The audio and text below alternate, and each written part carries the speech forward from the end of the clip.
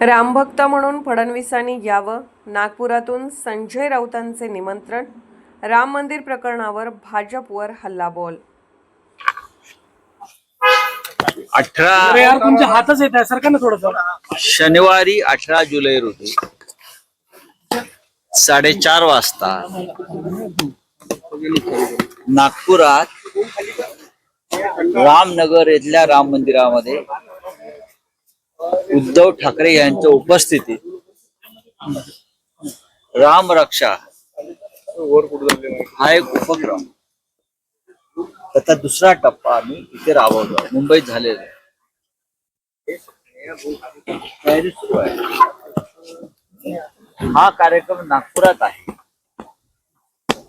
आणि राज्याचे मुख्यमंत्री देवेंद्रजी यांच्या घरापासून हा कार्यक्रम जवळ आहे असं माझ्या का लक्षात आलं. तेव्हा आमचं कर्तव्य आहे की राज्याच्या मुख्यमंत्र्यांना सुद्धा या कार्यक्रमास आमंत्रित करावं. मुख्यमंत्री म्हणून नव्हे तर एक रामभक्त म्हणून. कारण देवेंद्रजी वारंवार सांगत राहिले आणि आम्हाला ज्याचा अभिमान आहे की 1992च्या अयोध्येच्या आंदोलनात करसभेला ते स्वतः नागपुरातून अयोध्येला गेले होते करसेवा करायला. हे ते सांगतात अभिमानाने आणि त्याचा आम्हालाही गर्व आहे.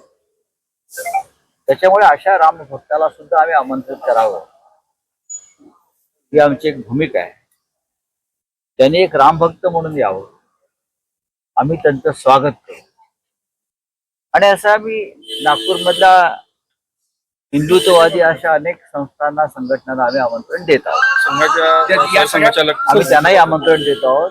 संघाचे इकडले जे प्रमुख पदाधिकारी आहेत किंवा हिंदुत्वाचं काम करणाऱ्या ज्या संस्था आहेत त्यांनाही देऊ.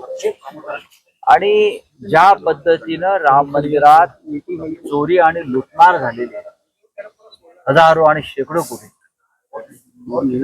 ती गोष्ट विश्वास आणि श्रद्धेला तडा देणार.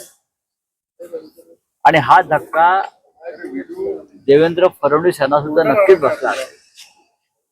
आणि जर तो खरोखर बसला असेल तर त्यांनी या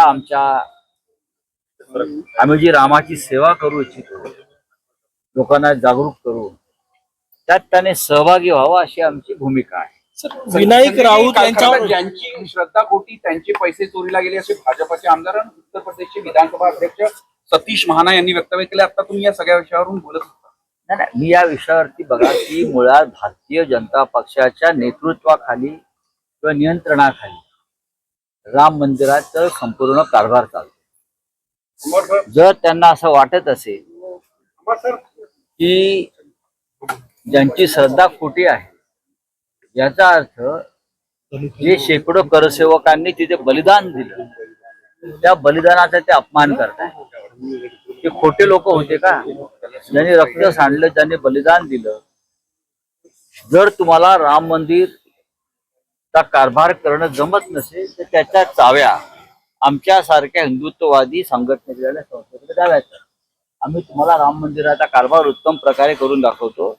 आज राम मंदिराच्या चाव्या चोरांच्या हाती आहे आणि ही चोरांची भाषा आहे. ते जे महाशय बोलतात ही चोराची भाषा आहे आणि चोराच्या मनात चांदणा असतं त्या पद्धतीने ते बोलत आहेत. विनायक राऊत यांच्यावर होनी चाहिए, जिससे गोविंद गिरी महाराज जी का भी एसआईटी को जांच करना चाहिए. क्या लग रहा है आपको? क्या ये जो महाराज है ये कानून से ऊपर है क्या?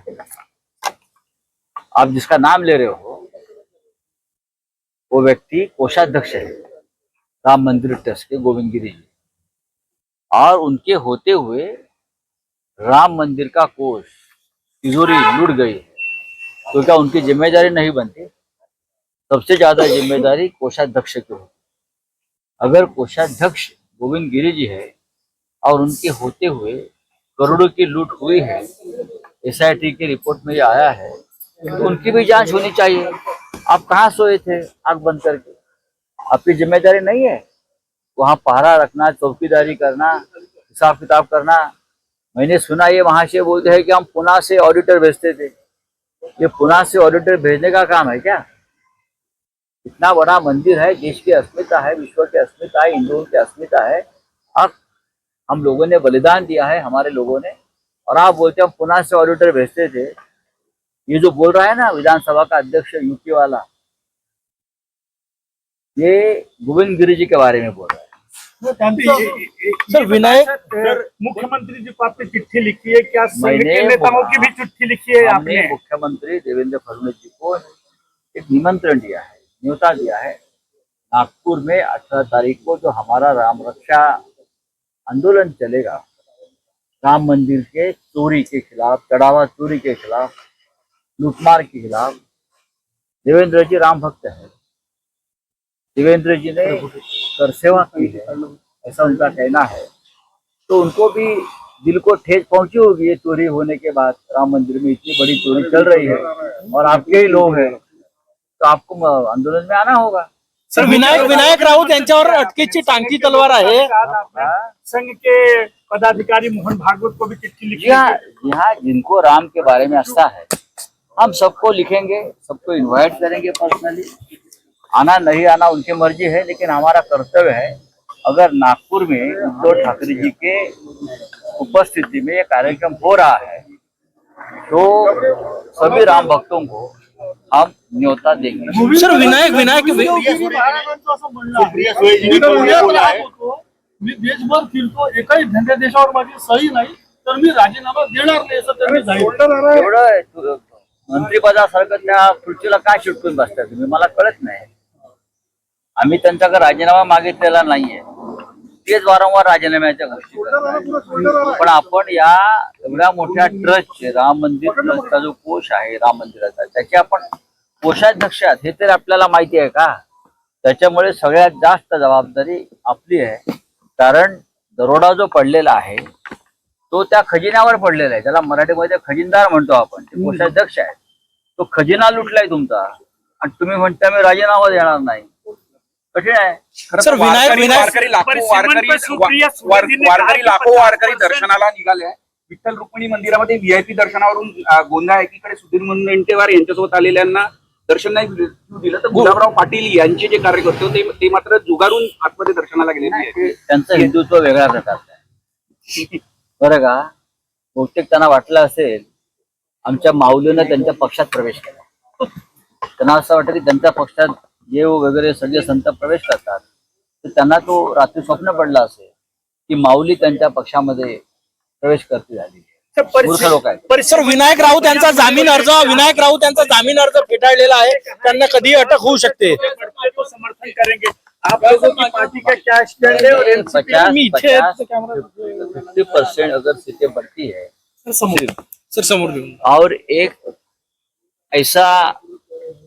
एक भूमिका अगर सरकार लेकर अमेंडमेंट लेकर सामने आती है और सभी से चर्चा करती है तो उस बात पर चर्चा हो सकती है. निर्णय जो है इस बारे में क्या करना है कोई अकेली पार्टी नहीं करेगी. इंडिया ब्लॉक ना शिवसेना करेगी, ना एनसीपी करेगी, ना और कोई करेगी, ना कांग्रेस करेगी. जो निर्णय होगा इस परिसीमन बिल के बारे में ये हम सब मिलकर बैठकर उस बारे में निर्णय लेंगे. मराठीत हे डिलिमिटेशनचा की एकट्याने कोणता निर्णय मराठीत नाही, असा आहे की हा जो विषय आता परत तुम्ही चर्चेला आणताय की राष्ट्रवादी काँग्रेस पक्ष समर्थन करणार आहे, आम्ही असं काही ठरलेलं नाही. काल सुप्रियाताई सुळे यांनी सुद्धा ते स्पष्ट केलेलं आहे. जर काही वेगळा प्रस्ताव घेऊन सरकार समोर आलं जो विरोधी पक्षाला मान्य होईल असं आम्हाला वाटलं तर इंडिया ब्लॉकचे सर्व घटक पक्ष एकत्र बसतील, एकत्र चर्चा होईल आणि त्याबाबत सामुदायिक निर्णय होईल. कोणी एखाद्या पक्षाने वेगळा निर्णय घेण्याचा प्रयत्न केला तर त्या संदर्भात सुद्धा इंडिया ब्लॉक मध्ये वेगळी चर्चा होईल. मला असं वाटतं कोणीही वेगळी भूमिका घेईल असं मला दिसत नाही. इंडिया ब्लॉक एकसारखा पाऊल उचलेल याबद्दल अगदी सामुदायिक निर्णय घेऊ, आम्ही एकत्र निर्णय घेऊ आणि त्यानुसार आम्ही त्या बिला संदर्भात भूमिका ठरवू. एकनाथ शिंदे जी के साथ गृह मंत्री जी से मिले और उन्होंने कहा है कि तमाम औपचारिकताएं पूरी कानूनी औपचारिकताएं पूरी कर ली गई है. देखो, तमाम कानूनी औपचारिकता ये शब्द गलत है, तमाम गैर कानूनी औपचारिकता. तमाम गैर कानूनी औपचारिकता ये लोग पूरी करते हैं। कानूनी तौर पर ये तो किसी पार्टी में शामिल नहीं हो सकते, छूट भी नहीं सकते, ये कानून कहता है। तो कानूनी औपचारिकता क्या है? ये जो बैठे हैं अमित शाह जी, देश के गृह मंत्री, एक ऐसे नेता है वो कभी कानून को मानते नहीं, संविधान को मानते नहीं। अगर उनके मार्गदर्शन में ये लोग पार्टी छोड़ रहे हैं तो गैर कानूनी तरीके से ये काम कर रहे हैं। लेकिन